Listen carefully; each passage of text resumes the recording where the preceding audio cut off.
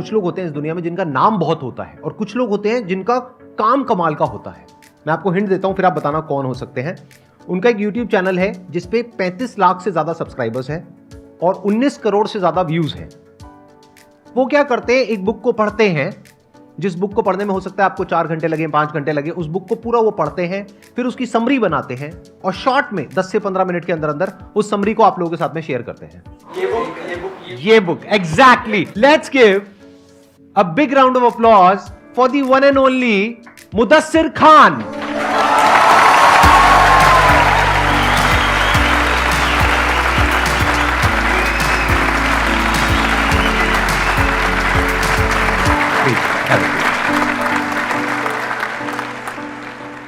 ये कहने में मुझे बिल्कुल भी दिक्कत नहीं होगी कि ये नॉलेज का और एक्सपीरियंस का भंडार है। जिस लेवल से इन्होंने शुरू किया है और आज जिस लेवल पर ये है, स्क्रैच से शुरू किया कुछ साल पहले, 6 साल पहले आई थिंक, राइट। और आज ये जिस तरह का ये काम कर रहे हैं, जिस लेवल पे काम कर रहे हैं और लाखों करोड़ों लोगों की जिंदगी को इन्फ्लुएंस कर रहे हैं, वो अपने आप में एक बहुत बड़ी इंस्पिरेशन है। आप बताएंगे आपकी स्टोरी क्या है, मतलब आपकी शुरुआत कैसे हुई, कब हुई, ये बुक्स में आपका इंटरेस्ट कहां से आया और कैसे आया? बुक्स में इंटरेस्ट बचपन से पापा की वजह से आया। पापा ने पहली बुक मुझे ला कर दी थी, एक मैजिक ट्रिक्स की बुक थी। मैं वो पढ़ता था और ड्राइंग होती थी, फोटोज़ भी नहीं होते थे उसमें, और वो ड्राइंग देख के मैं भी वो ट्रिक्स बनाता था और घर में बताता। प्रैक्टिकली करते थे, सबको दिखाते थे। उसके बाद वो बुक तो ख़त्म हो गई, सब बना लिए, सब बता दिए। पापा से वो ला ली बुक, पापा मुझे लेके चले गए बुक शॉप पर, 3-4 बुक्स और लेके आए। तो ऐसे ये बिल्ड हुआ रीडिंग में इंटरेस्ट। फिर उसके बाद आपने और बुक्स पढ़नी शुरू करी। बुक्स पढ़नी फिर ये आइडिया कहाँ से आया आपके अंदर? क्योंकि आई थिंक 2016 में आपने अपना YouTube चैनल शुरू किया था ये बुक के नाम से। हाँ। तो ये आइडिया कहाँ से आया आपके अंदर, कहाँ से आया कि मैं ये समरी बनाऊं? और ये जो मैं फंसा हुआ था असल में 2003-4 की बात है। हम लोगों ने एक बिजनेस शुरू किया था, न्यूज़ एजेंसी। तो न्यूज़ देखिए, कुछ बिजनेस ऐसे होते हैं दुनिया में जो कभी बंद नहीं होते। न्यूज़ चैनल्स हैं, न्यूज़ एजेंसीज हैं, न्यूज़पेपर्स हैं, कभी भी बंद नहीं होते। 365 डेज इसमें काम होता है। पापा 18 दिन तक वेंटिलेटर पे थे हॉस्पिटल में उस दिन, तब भी पूरे 18 दिन मैं काम ही कर रहा था। उनकी डेथ हो गई, तभी मैं काम कर रहा था। उसके बाद एक मैंने न्यूज़पेपर में ऐड देखा, एक बुक फेयर लगा हुआ था। मैं चले गया और किलो से बुक्स मिल रही थी वहाँ। किलो के भाव से मिलती थी? किलो से बुक। ये मैंने पहली बार सुना है। ऐसी भी कोई बुक फेयर होती है? हाँ, एक बुक फेयर थी किलो से, एक रद्दी जैसा था वो, किलो से बुक्स। तो आप बेच भी सकते हैं, खरीद भी सकते हैं। हाँ, तो और मैं कलर ब्लाइंड हूँ। पीले कलर की एक बुक, मुझे कवर अच्छा लगा यार, येलो कलर में कलर ब्लाइंड। तो वो बुक थी use what you have got, Barbara Corcoran उसके ऑथर हैं। तो बारबरा भी यही प्रॉब्लम फेस कर रही थी जब उन्होंने बिजनेस शुरू किया था, कि वो अपना काम डेलीगेट नहीं कर पा रही थी। तो वो लिखती हैं कि देखिए, आप कभी भी अपने जैसा 100% ढूंढने जाओगे, नहीं मिलेगा कोई भी। आप जितना कर रहे हो, आपके 80% भी कोई कर रहा हो, वो काम उसे दे दो। यहाँ से मेरे ताले खुल गए दिमाग के। तब मैंने सोचा अब बुक्स का नॉलेज शेयर करेंगे। बुक्स में इतना पावर है, कोई एक बुक का एक आइडिया आपकी ज़िंदगी कंप्लीटली बदल सकता है। तो मैं वहाँ से निकला तो मैं यहाँ पहुँचा हूँ। अभी तो आगे, बहुत आगे जाने वाले हैं आप। Let's give big hand for him. ये छोटी चीज नहीं है, ये पहली बार एक पब्लिक प्लेटफॉर्म पर आए हैं और यहाँ पर आकर के बोल रहे हैं। इसके लिए बहुत करेज चाहिए।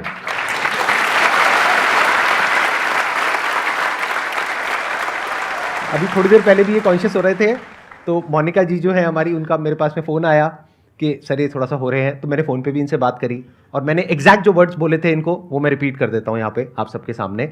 आपका एक भाई है जिसके साथ में आप बैठ रहे हो और बात करने वाले हो। भूल जाओगे यहाँ पे कोई ऑडियंस है, और जो ऑडियंस है वो भी सब भाई बहनें हैं। अगर आपको बहनें बोलने में कोई दिक्कत ना हो तो कोई दिक्कत नहीं। 5 साल पहले जब मुझे कोई जानता नहीं था, अभी भी कोई नहीं जानता। अब जानेंगे, अब जानेंगे इस वीडियो के बाद में, अब सब जानेंगे। 5 साल पहले कुछ 3-1 हज़ार सब्सक्राइबर्स थे। तब मैंने आपके शो पर ऑडियंस में आने के लिए अप्लाई किया था। तो आपने ऑडियंस में तो नहीं बुलाया, गेस्ट में बुलाया।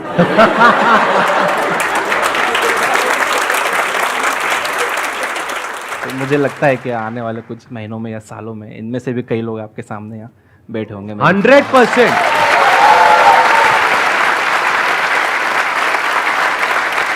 सच बताना, अंदर तक किसको लग रहा है कि आने वाले 5 साल बाद वो इंसान यहां पर बैठा होगा या बैठी होगी?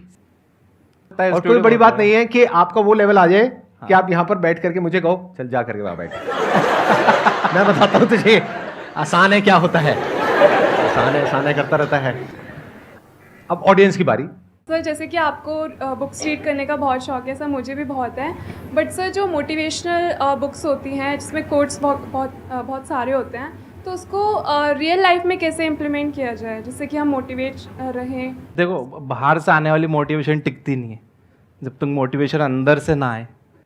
अंदर से मोटिवेटेड रहने के लिए जो आपके गोल्स हैं उन्हें छोटे छोटे पार्ट्स में बांट लो, और छोटे छोटे गोल्स अब जब आप पूरे करते जाओगे ना, आप खुद मोटिवेटेड फील करोगे।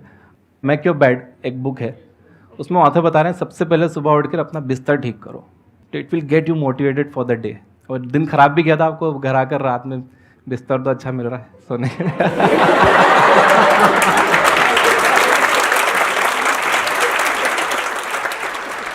Thank you so much sir, Most welcome. Invite करने के लिए। और मैं बहुत खुश हूँ, मुझे रात में नींद नहीं आई आपसे मिलने के लिए, मैं इतना एक्साइटेड था।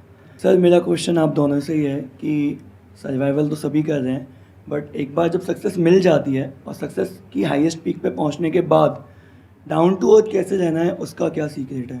आप ये सवाल पूछ रहे हो, टॉन्ट मार रहे हो? नहीं सर, मैंने देखा है सर, बहुत लोग सक्सेस मिलने के बाद ना कितनों को वो समझ आया मैंने क्या कहा है?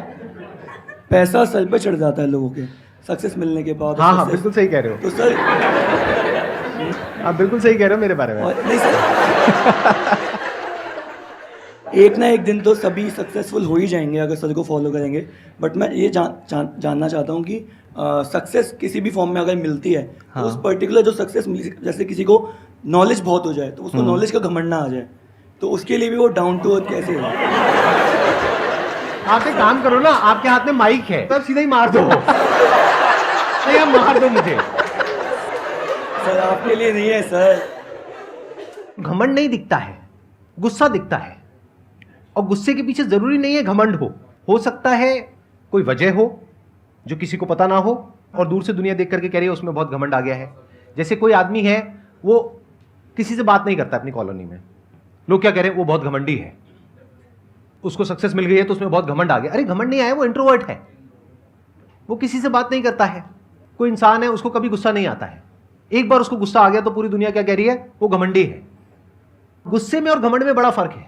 जैसे पहले के जमाने में आपने कहानियां सुनी होगी, ऋषि मुनि होते थे, अपनी तपस्या कर रहे हैं, शांति से बैठे हैं, अपना काम कर रहे हैं, कोई आया उनकी तपस्या भंग करके चला गया तो उन्होंने उसको श्राप दे दिया, तो उनको गुस्सा आया ना, तो क्या वो घमंडी है? बहुत थिन लाइन है जिसको हम समझ नहीं पाते। बहुत ही थिन लाइन है जिसको हम समझ नहीं पाते हैं। यस। और उसको समझना बहुत ही कॉम्प्लिकेटेड है, क्योंकि उसमें इतने सारे फैक्ट्स इन्वॉल्व हैं जिसमें से 99% फैक्ट्स तो सामने वाले को पता ही नहीं होते हैं। यानी आपके पड़ोसी के बारे में 99% बातें हैं जो आपको पता ही नहीं है, और आप 1% के बेस पे उसको जज कर रहे हो। मतलब कि अपना ध्यान अपने काम पर रखो, और दुनिया का जो काम है वो उन पे छोड़ दो। दुनिया का काम है आपके काम में कमियां निकालना, करेक्ट। आपका काम है अपने काम को अच्छे से करना। करेक्ट। तो आप अपना काम करो, दुनिया को उनका काम करने दो। और जैसे आपने बताया शुरू में कि अगर कोई ज़्यादा बात नहीं करता किसी से तो ज़रूरी नहीं घमंडी, वो इंट्रोवर्ट हो सकता है। मैं भी इंट्रोवर्ट हूँ, और मुझे भी अभी रिसेंटली पता चला है कई लोग घमंडी बोलते हैं। ध्यान से समझना, यहाँ पे एक बहुत बड़ा पॉइंट है। जो लोग इनको घमंडी बोलते हैं और घमंडी समझते हैं, क्या मनी मन उनको इनके ऊपर गुस्सा नहीं आएगा, इनसे जेलसी नहीं होगी, उनको बदला लेने की भावना नहीं आएगी इनकी तरफ, उनके मन में, जबकि इनके मन में उनके लिए कुछ भी नहीं कुछ है, भी नहीं है, बट उनके मन में आ चुकी है। अब उसका क्या इलाज है? ये दुनिया ऐसी ही है, तो दुनिया को दुनिया के हाल पे छोड़ दो।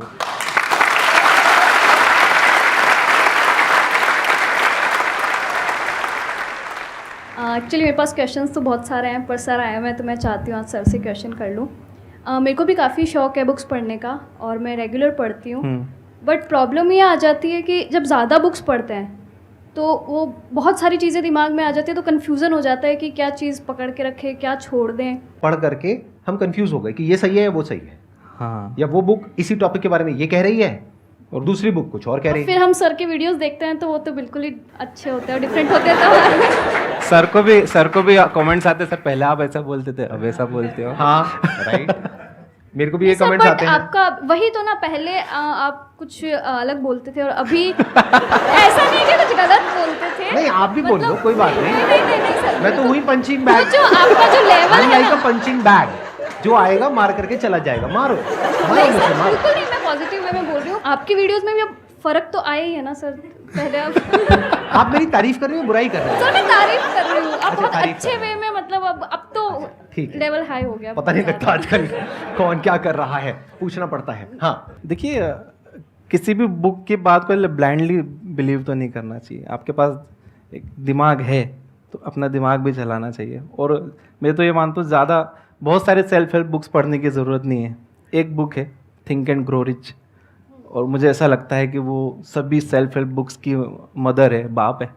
In terms of financial success, अगर फाइनेंशियली आपको सक्सीड होना है तो सेल्फ हेल्प बुक्स जितनी भी हैं, आई एग्री। हाँ, उसके बाद जितनी भी सेल्फ हेल्प बुक्स आई हैं, चाहे वो पावर ऑफ सबकॉन्शियस माइंड हो और भी जितनी, वो सब ऐसा लगता है कि थिंक एंड ग्रो रिच को देखकर ही लिखी गई है। दैट्स अ टेम्पलेट एक तरह से, थिंक एंड ग्रो रिच। और इस बुक का मेरी लाइफ पे भी बहुत बड़ा असर हुआ था। देयर वाज अ पॉइंट जहाँ पर मैंने पिवट किया था, यानी मैं एक पॉइंट पे स्टक था, तो इस बुक ने मुझे एक नया पर्सपेक्टिव दिया था, जहाँ से मेरे करियर में एक मेजर शिफ्ट आया था। आप बताइए क्या करें, कंफ्यूजन हो जाए ऐसा तो? अगर कंफ्यूजन हो जाए हाँ। कि एक इंसान कुछ बोल रहा है, दूसरा इंसान कुछ बोल रहा है, या फिर एक बुक कुछ बोल रही है, दूसरी बुक कुछ और बोल रही है, तो आप पहले उसके स्टैंड पॉइंट को समझने की कोशिश करिए। कोई भी चीज़ ब्लैक एंड वाइट नहीं होती है कि आप कह दोगे ये ब्लैक है, ये वाइट है, ये सही है, ये गलत है। ऐसे नहीं होता है। दोनों अपने अपने स्टैंड पॉइंट से सही है, तो आपको दोनों के स्टैंड पॉइंट को समझना पड़ेगा।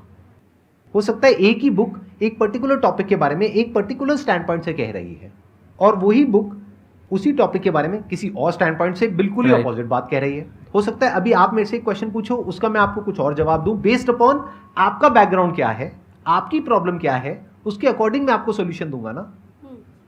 दूसरी तरफ से कोई और इंसान होगा जो सेम क्वेश्चन पूछेगा या पूछेगी, लेकिन उसका जो बैकग्राउंड है उसको मैं समझ करके हो सकता है उसको बिल्कुल ही एक अलग जवाब दूंगा। तो क्लियर कट आंसर कभी भी नहीं होता है। राइट। मुझे किसी का मैसेज आया था कि सर एक लड़की मुझे बहुत पसंद है, मुझे उससे ही शादी करना है, लेकिन घर वाले मानेंगे नहीं। ये जवाब उस लड़के के उम्र और बैकग्राउंड देखे बिना नहीं दे सकते। पता चला वो 15 साल का ही लड़का था।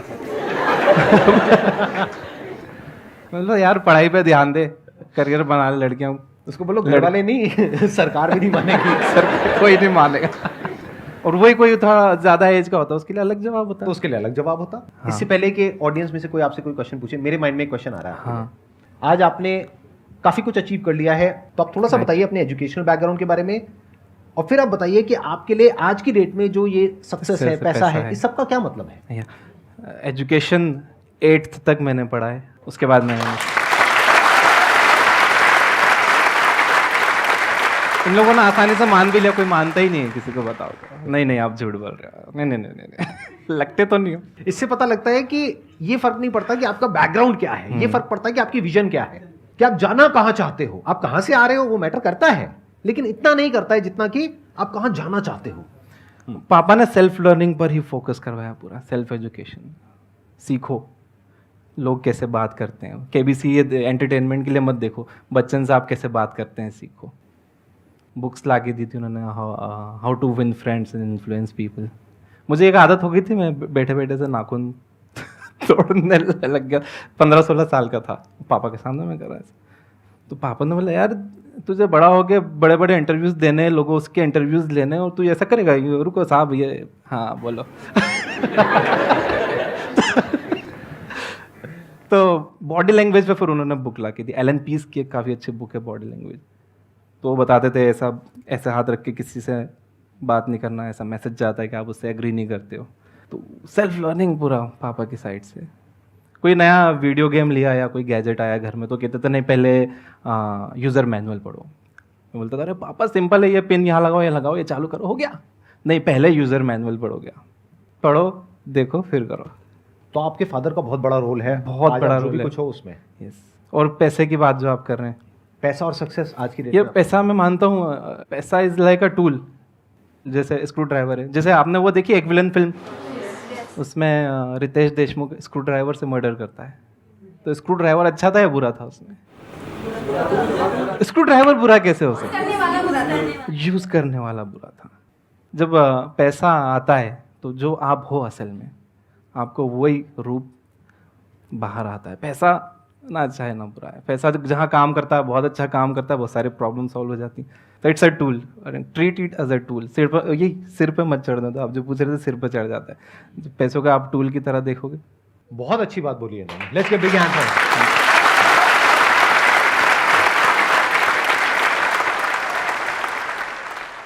हेलो, अच्छा, ओके, नमस्ते लिप सर। रीड करेंगी, ओके।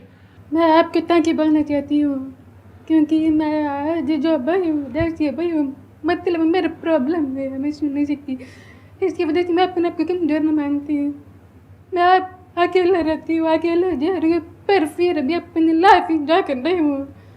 और जो आपके साथ साथ बहुत ज़्यादा रिस्पॉन्सिबिलिटी भी है, मेरे लाइफ कॉम्प्लिकेटेड है बहुत ज़्यादा, तो मुझे समझ में नहीं आ रहा, अंदर से टूट चुकी हूँ।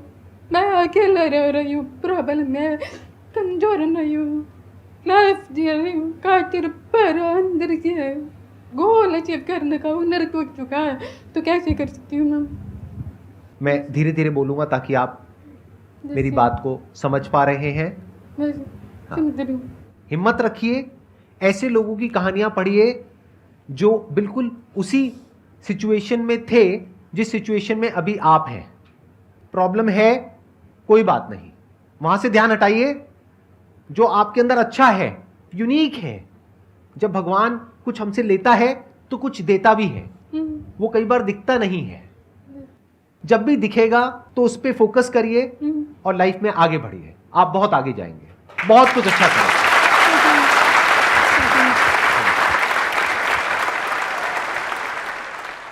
मुझे पूछना है मोटिवेशन के ऊपर। मैं बहुत ही इमोशनल पर्सन हूँ। मैं अपने डियर वंस को लेकर बहुत जल्दी घबरा जाती हूँ। अभी तक ये फीलिंग मुझे अभी मैं शिवर कर रही हूँ पूछते हुए, जो मैं आपसे पूछने वाली हूँ। आई एम सॉरी, मैं आपको रिमाइंड करा रही हूँ। जब आपके फादर वेंटिलेटर पे थे, आई नो कि वो टाइम बहुत स्ट्रगलिंग रहा होगा आपके लिए, आप शायद कुछ अचीव भी करना चाह रहे होंगे। तो क्या आप मुझे प्लीज़ थोड़ा इंस्पायर करेंगे, आपने कैसे उस टाइम को डील किया, कैसे मोटिवेशन हुई? उस टाइम मैंने कैसे डील किया, देखिए यार, टूट जाता है इंसान, डील क्या करेगा उससे। It takes time to recover. और रिकवर ज़िंदगी भर नहीं हो सकते, आप हमेशा कमी लगेगी। क्या आपने भी किसी अपने को खोया है? सर ऐसा हुआ नहीं, बट मैं डरती हूँ। डरते हो कि ऐसा हो गया तो? हाँ सर। एक तो ये आपको एक दिमाग में बात बिठा के रखनी चाहिए कि कोई भी आपके साथ हमेशा रहने वाला नहीं है। आप रिमाइंड कराते रहना चाहिए, हर चीज़ टेम्प्ररी है। आप भी, मैं भी, हमारी फैमिलीज भी, हर रिश्ता टेम्प्ररी है। तो ये आप खुद को रिमाइंड कराते रहना चाहिए। Good morning sir. पहले गुड गुड मॉर्निंग। मॉर्निंग जी। जोश होता है कि नहीं यार किताब पढ़ लूँगा, एक दो किताब, एक दो लाइन पढ़ता हूँ, एक दो टॉपिक थोड़ा 2-4-5 पेज पढ़ता हूँ, फिर एक दो दिन के बाद फिर ठंडा हो जाता हूँ। इनको ना थोड़ा सा गर्म कर दो आप।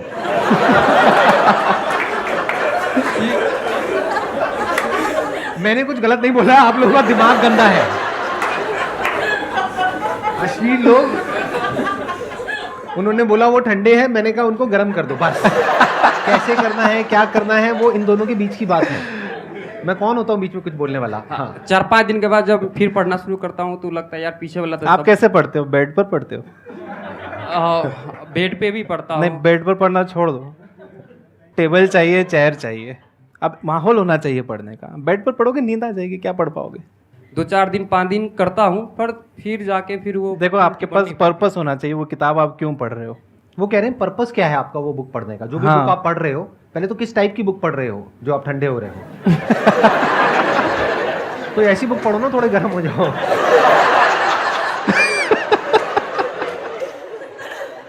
मैं एक इंसान की प्रॉब्लम का सॉल्यूशन निकाल रहा हूँ हंसते खेलते, मतलब आप उसका कुछ और ही मतलब निकाल रहे हो। क्या मतलब किस तरह की बुक पढ़ रहे हो, उसका पर्पस क्या है? Sir think and grow rich ये भी पढ़ रहा है एक साथ ही ना, ये भी हो जाती है इशू कि एक साथ ना 2 बुक ले लेता हूँ, जैसे थिंक एंड ग्रो रिच और एक दूसरी बुक कौन सी है? गुड डैड बैड डैड जो है, ये वाली। रिच डैड पुअर डैड की आप बात कर रहे हैं? Sorry, rich dad poor dad. क्या पता हो। मैंने कहा बहुत मस्ती होती है यार। तो अच्छा, तो आप अभी पढ़ रहे हो थिंक एंड ग्रो रिच। हाँ सर। तो अमीर क्यों होना चाहते हो भाई साहब? क्या करोगे अमीर होकर के? अमीर तो सर सब होना चाहता है, अमीर बनने का भी इतना कीड़ा नहीं है ना अंदर। कीड़ा तो सर बहुत है। कीड़ा थोड़ा ठंडा है, कीड़े को गर्म करो। आपको कुछ कहना है इनको, मतलब वही कीड़ा ठंडा है। हाँ, कभी कभी